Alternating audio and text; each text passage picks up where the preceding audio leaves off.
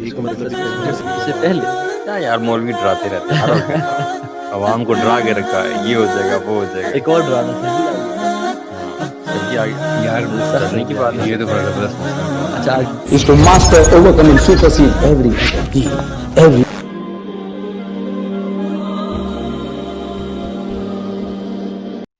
ان 10 دنوں میں اس کتاب کا خلاصہ آپ کے سامنے پیش کرنا چاہ رہا ہوں، اور اس ایک سوال کا ہم جواب ڈھونڈ رہے ہیں. میں اپنے لیے، میں آپ کے لیے بھی نہیں، میں صرف اپنے لیے اس ایک سوال کے جواب میں یہ بات پیش کر رہا ہوں.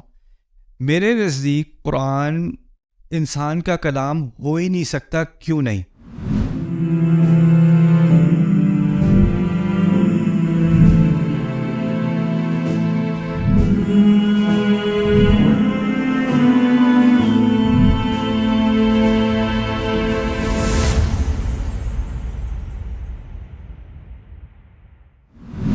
الحمد للہ رب العالمین والصلاة والسلام علی سید الانبیاء والمرسلین وعلی آلہ وصحبہ اجمعین.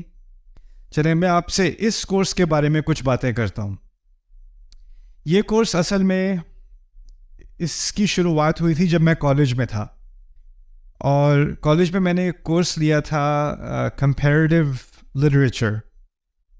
اس میں فلسفے کی کچھ کتابیں، اس میں بائبل، اس میں یونائٹڈ اسٹیٹس کانسٹیٹیوشن، اور اس میں قرآن کا بھی کچھ حصہ ہمارے کورس اسٹڈی کا حصہ تھا. ہمارا پروفیسر تو لٹریچر کا پروفیسر تھا، اور سارا مٹیریل انگلش میں تھا. اور اس میں ایک ہمیں ہوم ورک اسائنمنٹ دی گئی تھی. میرا پہلا سیمسٹر تھا کالج میں نیو یارک میں، اور اسائنمنٹ یہ تھی کہ بائبل میں جوسف کی کہانی جو ہے، story of Joseph in the book of Genesis, اس کا آپ نے تقابل کرنا ہے قرآن میں سورہ یوسف سے. سورہ یوسف 12ویں سورت میں سیم اسٹوری آف جوسف، اور یہاں پر بائبل کی اسٹوری. ان دونوں کا آپس میں کیا تعلق ہے، ان کا کیا کمپیریسن ہے. تو مجھے جب یہ اسائنمنٹ ملی، میں نے پہلی دفعہ سورہ یوسف ترجمے کے ساتھ پڑھی، انگلش ترجمے کے ساتھ، اور مجھے وہ بہت ہی کنفیوزنگ لگی. پہلے میں نے بائبل کی اسٹوری پڑھی تھی.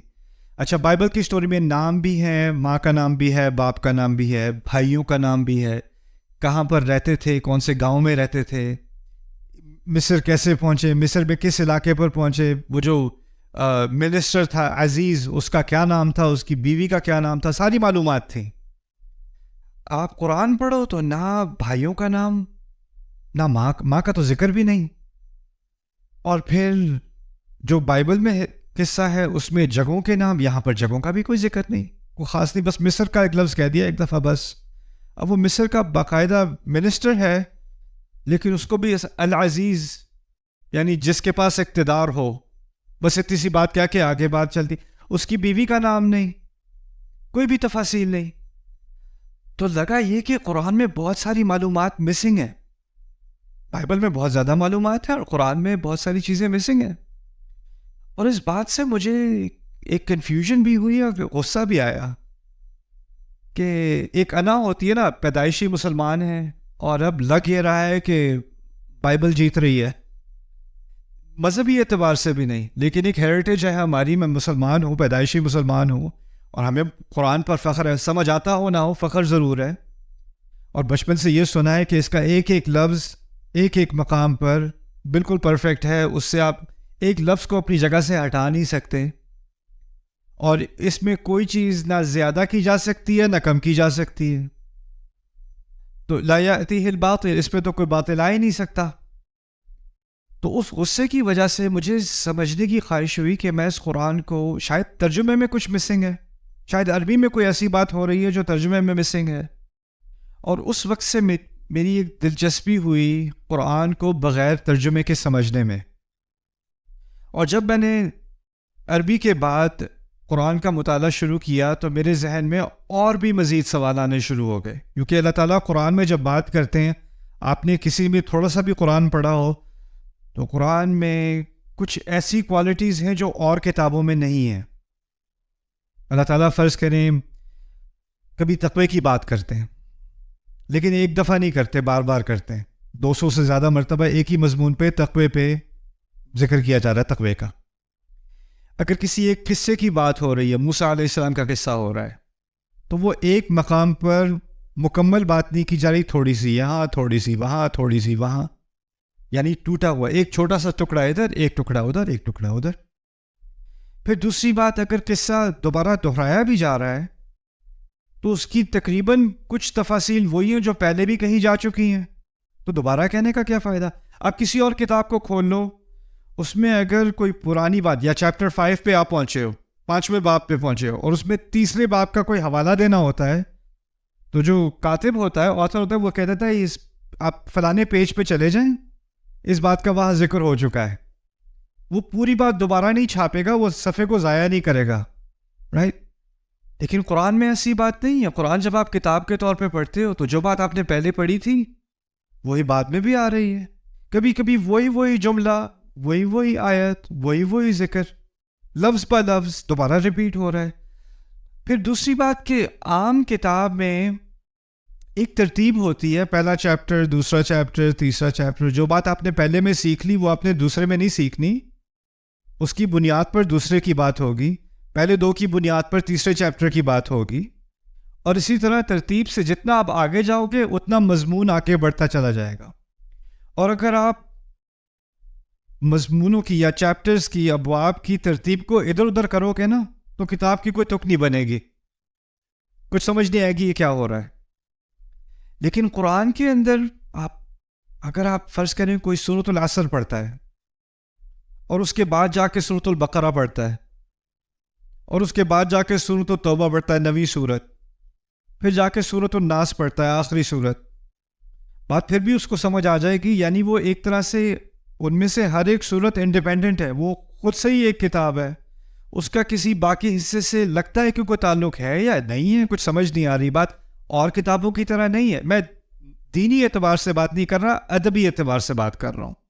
آپ کسی بھی کتاب کو دیکھ لیں، اس کا سٹرکچر، اس کا نظام قرآن کی طرح کا نہیں ہے، اس کا سٹائل قرآن کی طرح کا نہیں ہے۔ تو یہ چیزیں جب میں نے نوٹ کی عربی میں بھی، تو پہلے تو میں سمجھ رہا تھا بات کو اور تفسیر کا مطالعہ میں نے شروع کر دیا تھا، لیکن یہ سوالات میرے ذہن میں رہے کہ قرآن اس طرح کیوں ہے، اللہ تعالیٰ اس طرح بات کیوں کرتے ہیں، اس کا کیا مقصد ہے۔ اور پھر دوسری بات کہ سورت کے اندر بھی، ایک سورت کے اندر جس طرح کسی کتاب میں عنوان ہوتا ہے، چیپٹر کا عنوان ہوتا ہے، آپ کو پتہ چل جاتا ہے کہ اس پورے چیپٹر میں اس پر بات ہوگی۔ آپ آل عمران کو کھولیں، آل عمران کا مطلب ہے عمران کا گھرانہ۔ آل عمران کی 200 آیات کا آپ مطالعہ کریں، عمران کے گھرانے پہ بہت تھوڑی آیات ہیں، اکثریت کسی اور چیز کے بارے میں بات ہو رہی۔ سورۃ البقرہ کوئی چیپٹر کا نام پڑھ لے، بقرہ، وہ کیا سمجھے گا کیا بات ہونی ہے اس کے اندر؟ گائے کے بارے میں بات ہو رہی ہے، بھینس کے بارے میں بات ہونی ہے، اور کیا بات ہونی ہے؟ لیکن جب آپ پڑھتے ہو تو وہاں ایک قصے کا ذکر تو ہے، لیکن وہاں بہت ساری باتیں اور ہر طرح کی بات ہو رہی ہے اس کے اندر۔ تو ان سوالات کے جواب کی تلاش میں نکلا، اور ان کا جواب مجھے نہ ترجمے میں ملا ان سوالات کا۔ میں سوال اپنے پاس رکھے، میری بری عادت ہے، مجھے کوئی سوال سے نہیں روک سکتا۔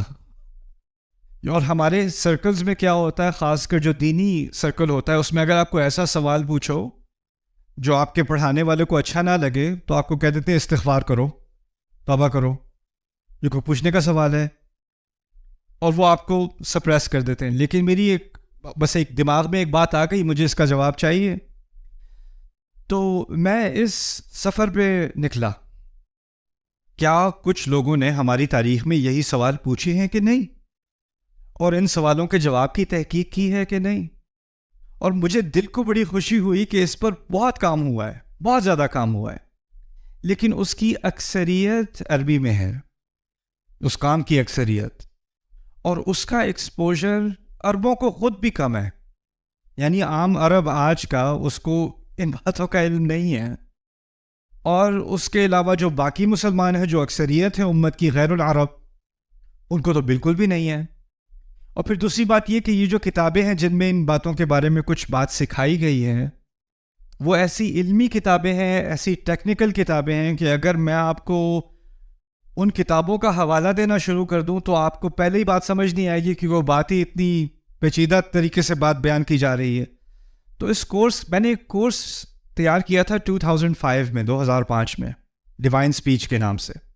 اس کا مقصد یہ تھا کہ تمام تحقیق ایک ویکینڈ میں کسی ایسے مسلمان کے سامنے میں پیش کروں جس کا عربی میں کوئی بیک گراؤنڈ نہیں ہے, اس کو بالکل عربی نہیں آتی, اس کو بالکل تفسیر کا کوئی علم نہیں ہے, لیکن اس نے قرآن کا ترجمہ کھولا اور پڑھنا شروع کیا. اس کو کنفیوژن ہوئی کہ یہ کیا ہو رہا ہے, اس کتاب کے اندر کیا ہو رہا ہے.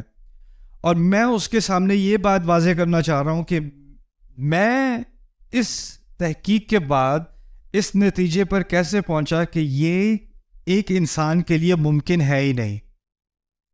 یہ کلام انسان کے لیے ممکن نہیں ہے. اب جو شروع سے بچپن والا دعویٰ میں سنتا آ رہا ہوں نا کہ یہ قرآن انسان کے لیے اس قسم کا کلام کہنا ممکن نہیں ہے, اس کی بنیاد تھی کہ مجھ سے بڑوں نے کہا ہے, میرے والدین نے کہا ہے, امام مسجد نے کہا ہے, میں نے بار بار یہ بات خطبوں میں سنی ہے, میں نے مان لی. میرے پاس اس کی اپنی کوئی ذاتی دلیل نہیں تھی, کسی کی سنی ہوئی بات میں نے مان لی. لیکن اگر میں صرف اسی بنیاد پر اس کا اعتماد کروں کہ ہاں اس کی مقابلے میں کوئی چیز ہو ہی نہیں سکتی, اور اس کا مجھے کوئی فرسٹ ہینڈ یعنی براہ راست کوئی تجربہ نہیں ہے, کوئی علم نہیں ہے, تو پھر میں کسی اور پہ اعتماد کر کے اپنے ایمان کا سہارا لیے ہوئے ہوں. قرآن بار بار کہہ رہا ہے افلا تعقلون, سوچتے کیوں نہیں, سوچتے کیوں نہیں, سوچتے کیوں نہیں, اور ہم کہہ رہے ہیں کسی اور نے سوچ لیا وہ ہمارے لیے کافی ہے. تو اس سیمینار کا مقصد یہ ہے کہ وہ جو کورس میں نے کئی سال پہلے تیار کیا تھا, پھر اس کے بعد وہ ایک کتاب بھی بنی, الحمدللہ وہ یونیورسٹیز میں بھی پڑھائی جا رہی ہے, یہاں تک کہ نان مسلم یونیورسٹیز میں ییل میں بھی پڑھائی جا رہی ہے, قرآنک اسٹڈیز کے اندر ملیشیا میں بھی پڑھائی جا رہی ہے. ان 10 دنوں میں اس کتاب کا خلاصہ آپ کے سامنے پیش کرنا چاہ رہا ہوں, اور اس ایک سوال کا ہم جواب ڈھونڈ رہے ہیں. میں اپنے لیے, میں آپ کے لیے بھی نہیں, میں صرف اپنے لیے اس ایک سوال کے جواب میں یہ بات پیش کر رہا ہوں. میرے نزدیک قرآن انسان کا کلام ہو ہی نہیں سکتا. کیوں نہیں؟ اس کی کئی وجوہات ہیں, ان میں سے کچھ وجوہات کا ہم ابھی جائزہ لیں گے. تو جو قرآن, جس کو اس کورس کا نام میں نے رکھا ہے آخری معجزہ, آپ کو پتہ ہوگا نا, تو یہ جو نام میں نے رکھا ہے نا, اس کے بارے میں 1-2 باتیں پہلے سمجھ لیں, پھر ہم اپنا کام آج کا شروع کرتے ہیں. ویسے ہم آج بیہائنڈ ہیں, میرا مقصد تھا آج فاتحہ کے بارے میں مکمل بات ہو جائے گی, مجھے نہیں لگتا کہ ہوگی, لیکن کوشش کریں گے انشاءاللہ.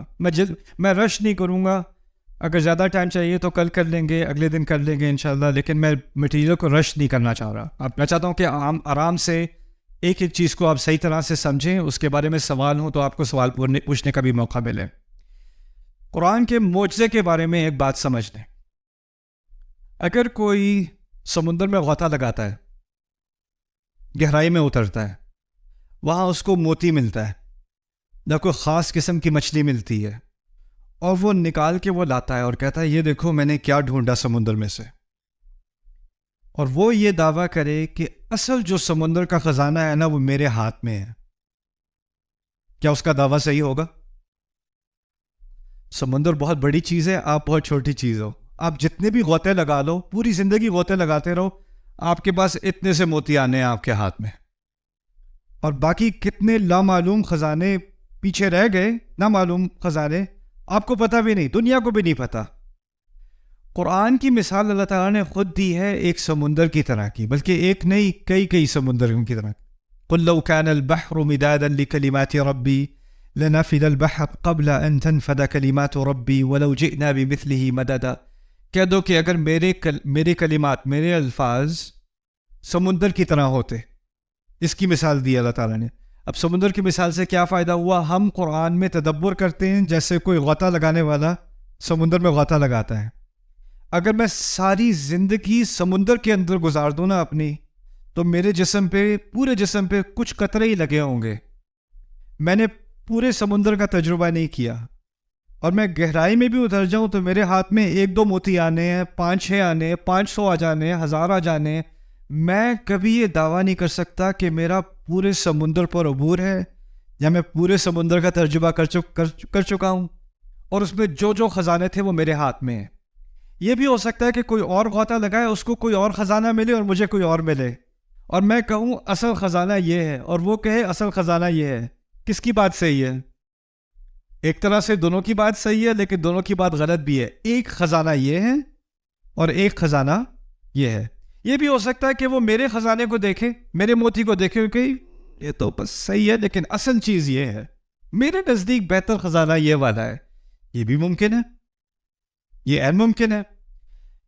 اس سیمینار میں جن چیزوں کے بارے میں قرآن کے متعلق جو باتیں آپ کے سامنے پیش کروں گا ان کا تعلق زیادہ تر 90% میرے نزدیک ایسی چیزوں سے ہے جو وقت کے ساتھ بدلیں گی نہیں. جیسے آپ کو معلوم ہوگا آج کل قرآن کے معجزے کی بارے میں جب بات ہوتی ہے تو کہا جاتا ہے قرآن میں جدید سائنس سے متعلق معجزات ہیں. آپ نے سنا ہوگا کہ قرآن میں ایسی باتیں ہیں جو اس وقت کسی کو معلوم نہیں تھیں, اب سائنس کی ترقی کی وجہ سے ہمیں معلوم ہے. تو قرآن کا اصل معجزہ کیا بتایا جاتا ہے؟ Science, right? The scientific miracle of the Quran. اب اس میں مسئلہ یہ ہے کہ سائنس ابھی بھی بدل رہی ہے, ابھی بھی ترقی کر رہی ہے, اور ہو سکتا ہے آج سے 10 سال بعد کوئی نئی ایجاد آئے یا کوئی نیا اکتشاف ہو, کوئی نئی ڈسکوری آئے اور جو تھیوری ہم سمجھتے تھے کہ صحیح ہے وہ غلط ثابت ہو جائے. ایک زمانے میں نیوٹن حق تھا, پھر آئنسٹائن حق ہوا, تھیوری تو بدل گئی نا. اب جب ایک دفعہ تھیوری بدل گئی, اب پرانی تھیوری سے آپ نے قرآن کو جوڑ دیا کہ قرآن کا معجزہ اس تھیوری کے ساتھ ہے, آگے جا کے وہ تھیوری غلط ثابت ہو گئی. مسئلہ تو کھڑا ہو گیا نا.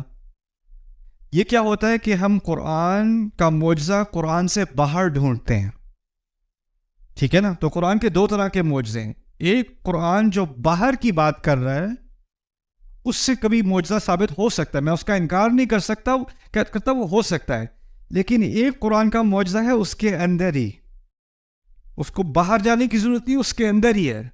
اور جو اس کا اندرونی معجزہ ہے نا, وہ چاہے پہلی صدی میں ہو یا 20ویں صدی میں ہو یا 30ویں صدی میں ہو, اس میں کوئی فرق ہی نہیں آنا. میرے نزدیک قرآن کا جو اصل معجزہ ہے نا وہ اس کے اندر ہے, اور اس کے باہر جو معجزات ہیں وہ آتے رہیں گے اور شاید ان میں کوئی حق ہو, شاید بعد میں کوئی بات غلط ثابت ہو جائے, ہو سکتا ہے اس میں امکان ہے غلطی کا. لیکن جو اندرونی معجزہ ہے نا اس میں کوئی غلطی کا امکان نہیں ہے. بات ابھی تک سمجھ میں آ رہی ہے؟ ٹھیک ہے. اب تھوڑی سی بات ہم آج اس پہلے سیشن میں آپ سے فاتحہ کے بارے میں کچھ بات کروں گا. اس سیشن میں صرف الحمدللہ تک, اگر ممکن ہوا صرف الحمدللہ تک بات کریں گے, باقی بعد میں. پہلی بات یہ سمجھ لیں کہ ہمارے ہاں فاتحہ کے بارے میں اختلاف ہے کہ اس کی پہلی آیت یا تو بسم اللہ الرحمن الرحیم ہے یا الحمدللہ ہے. اور آپ دیکھیں گے کہ اگر مختلف ممالک میں آپ سفر کرتے ہیں تو کچھ مذاہب میں, کچھ فقہا کے نزدیک کیونکہ بسم اللہ فاتحہ کا حصہ ہے, تو آپ کسی مسجد میں جا کے مغرب کی نماز میں شرکت کرو گے تو امام اللہ اکبر کہنے کے بعد الحمدللہ سے شروع نہیں کرے گا. کہاں سے شروع کرے گا؟ بسم اللہ الرحمن الرحیم الحمدللہ رب العالمین. اور ہمارے دیسیوں کو لگے گا یہ کیا ہو رہا ہے یار, بسم اللہ زور سے کیونکہ ان کے ہاں بسم اللہ فاتحہ کا حصہ ہے. اور یہ اختلاف ہمارے مفسرون میں بھی تھا, کیا بسم اللہ فاتحہ کا حصہ ہے. پھر ایک اور اختلاف تھا, کیا بسم اللہ ہر سورت کا حصہ ہے یا ہر سورت سے الگ ہے.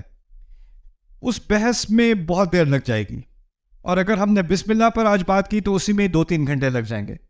لیکن میں اپنی رائے آپ کے سامنے رکھ رہا ہوں کھول کے. میرے نزدیک زیادہ قوی دلیل یہ ہے کہ بسم اللہ فاتحہ کا حصہ نہیں ہے, اور اس کی تائید میں کچھ دلیل قرآن کے اندر بھی ہے اور اس کے باہر بھی. ایک مشہور حدیث ہے جس میں حدیث قدسی ہے, جو عام طور پر اس سورت کی تفسیر میں حوالہ اس کا دیا جاتا ہے کہ جب اللہ کا بندہ فاتحہ پڑھتا ہے تو ایک آیت کے بعد اللہ تعالیٰ اس کا جواب دیتا ہے. ٹھیک ہے. سو اذ قال العبد الحمدللہ حمیدنی ربی, جواب میں اللہ تعالیٰ کہتے ہیں میرے رب نے میری حمد کی. تو اس حدیث میں جو پہلی آیت کا ذکر ہے وہ کیا ہے؟ الحمدللہ. بسم اللہ نہیں ہے, الحمدللہ ہے. تو وہاں سے بھی ایک باریک سی دلیل مل گئی کہ شاید قوی دلیل یہی ہے کہ فاتحہ کہاں سے شروع ہوتی ہے؟ الحمدللہ سے. اچھا چلیں الحمدللہ پہ آج تھوڑی سی بات کرتے ہیں. حمد کا مطلب کیا ہے, کسی کو پتہ ہے؟ آپ لوگوں سے پوچھ رہا ہوں, کوئی ہاتھ اٹھانے کی ضرورت نہیں ہے. ڈیموکریسی. 2 چیزیں عام طور پہ ہم ترجمہ کرتے ہیں تعریف, لیکن اصل میں 2 چیزیں ہیں. تعریف, آپ صحیح کہہ رہے ہو, تعریف اور شکر، دو چیزیں ہیں. اچھا، عربی میں تعریف کے لیے لفظ ہے مدح. مدح اردو میں مدح کرنا، مدح. اور ثنا، اس کو بھی ہم ثنا اردو میں بھی استعمال کرتے ہیں. اور شکر کے لیے لفظ ہے شکر. اگر کہا جاتا الشکر للہ تو کیا چیز رہ جاتی؟ شکر آ جاتا، تعریف رہ جاتی. اگر کہا جاتا المدح للہ، الثناء للہ، اللہ کے لیے ثنا ہے، اللہ کے لیے تعریف ہے، اللہ کے لیے مدح ہے، کیا رہ جاتا؟ شکر رہ جاتا. لیکن اب ان دونوں کا فرق بھی تھوڑا سا سمجھ لیں، پھر آگے بات کرتے ہیں. دیکھیں، اگر آپ نے کسی کا خوبصورت گھر دیکھا چلتے چلتے، آپ کے بڑا خوبصورت گھر ہے، آپ نے شکر کیا، تعریف کی ہے؟ تعریف کی ہے. پاکستان کرکٹ ٹیم نے کوئی بہت اچھا میچ کھیلا ہو، انا للہ و انا الیہ راجعون، آپ اس میں تو شکر اور تعریف دونوں کرتے ہیں. خیر، کوئی اچھی گاڑی دیکھی، انسان تعریف کرتا ہے. کوئی پیارا سا بچہ دیکھا، انسان تعریف کرتا ہے. کوئی اچھے کپڑے دیکھے، اچھا کھانا کھایا، تعریف کرتا ہے. کوئی خوبصورت منظر دیکھا، کوئی پہاڑ دیکھا، تعریف کرتا ہے. لیکن شکر اور جگہ ہوتا ہے.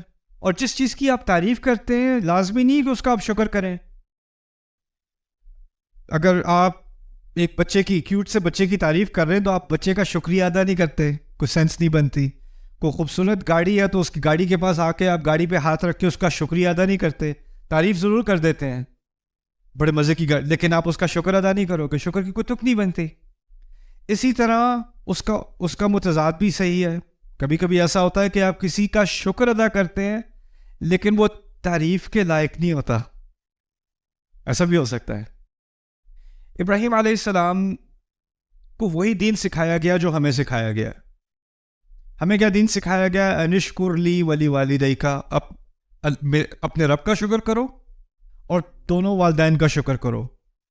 شکر کی بات کی ہے نا، تو جو حکم ہم پر ہے وہی ابراہیم علیہ السلام پر ہے. اب ابراہیم علیہ السلام کے والد محترم شکر کے تو مستحق ہیں، والد ہے، لیکن تعریف کے مستحق ہے کہ نہیں؟ نہ.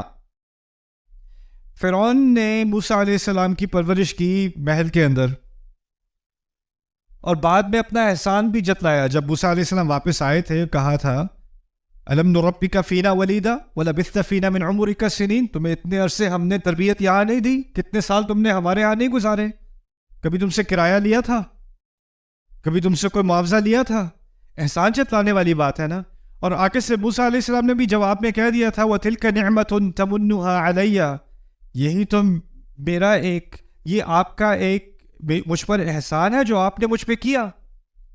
یعنی انہوں نے اس بات کا شکر کیا. یہ شکر کے الفاظ ہیں نا، آپ نے مجھ پر احسان کیا. یعنی موسیٰ علیہ السلام نے فرعون تک کا شکر تو کیا ہے، لیکن کبھی کیا نہیں کریں گے؟ تعریف کا تو وہ مستحق نہیں ہے، شکر کا پھر بھی مستحق ہے. بات میں یہ کہنا چاہ رہا ہوں کہ عام طور پر یہ دونوں چیزیں الگ الگ ہوتی ہیں. شکر کہیں اور جاتا ہے، تعریف کہیں اور جاتی ہے. ان دونوں کو اکٹھا نہیں کیا جا سکتا عام طور پہ. پھر سوال پیدا یہ ہوتا ہے کہ جب اللہ تعالیٰ نے کہا ہے نا الحمدللہ، اور ان دونوں کو ایک ساتھ ملا دیا ہے، تو اس کا مطلب ہے جب بھی میرے منہ سے الفاظ نکلیں گے تو میرے جذبات سے دو مطالبے کیے جا رہے ہیں. جو بھی ہو رہا ہے مجھے کسی نہ کسی طرح اس کی تعریف کرنی ہے، اور پھر جو بھی ہو رہا ہے اس کی بنیاد پہ مجھے خدا کا شکر کرنا ہے. اب ہوتا کیا ہے، حالات خراب ہیں جی، اکانومی خراب ہے، بس جی الحمدللہ. اب آپ الحمدللہ جب آپ کہتے ہو تو نہ ذہن میں تعریف ہوتی ہے نہ شکر ہوتا ہے، بلکہ الفاظ ہی ہوتے ہیں بس آپ صبر ہی کر سکتے ہیں. اور صبر کے لیے ہم نے نئی تعبیر کیا نکالی ہے؟ بس جی الحمدللہ. ٹھیک ہے، لیکن ہونا کیا چاہیے؟ مشکل کے، اگر اللہ نے مجھے اس مشکل میں ڈالا ہے تو یہ مشکل بھی تعریف کے لائق ہے. اور اگر میں اس مصیبت سے گزر رہا ہوں تو اس میں اللہ کی کوئی نہ کوئی نعمت ہے، وہ پھر بھی میں اس کا شکر کروں گا. یہ ذہنیت ہے الحمدللہ کی، دونوں چیزوں کو کمبائن کر کے.